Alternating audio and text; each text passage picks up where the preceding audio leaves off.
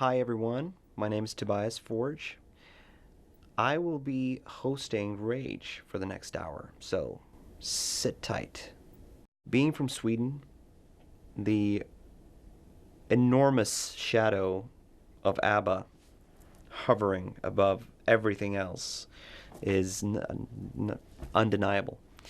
I'm not really a sunbather, so I'm perfectly fine standing in that shadow. It's actually quite comfy, and I love ABBA.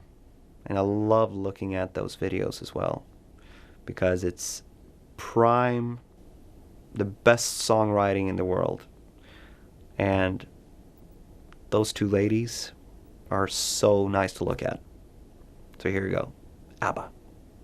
Next up is one song that every time I hear it, I just get completely blown away by its immediate steamroller energy.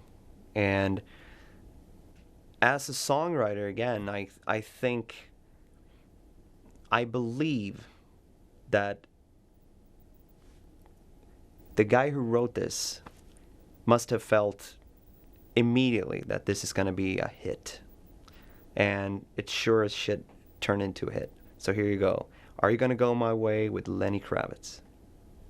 Next up is Iron Maiden, a band that has had an enormous significance on most of us, and myself especially, because not only have I've had the luxury of touring in support of their tour. We've opened up for them many times, and they have very much mentored Ghost, but also without whose regimen of touring, I probably wouldn't have chosen to tour as much as I actually ended up doing, because as a kid I went over the booklet of Live After Death, the live record from 1985, and I was checking all the dates of their tour and looked it up in a map, and I thought that that's how you tour. That's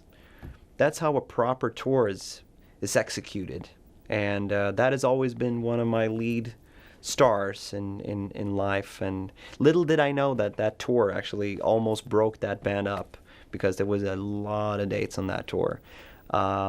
And they have fortunately toured a lot since 1985, and one of the grandmasters of heavy metal. Here you go, Iron Maiden. As a lifelong heavy metal fan, there are many bands that are completely unavoidable not to mention.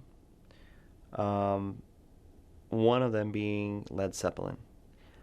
This song in particular resonates deeply with me just because it has that evil, heavy nature. But in this context, it's also like a reminder of my cinematic fascination, because there was a film made that I saw when I was 12, maybe.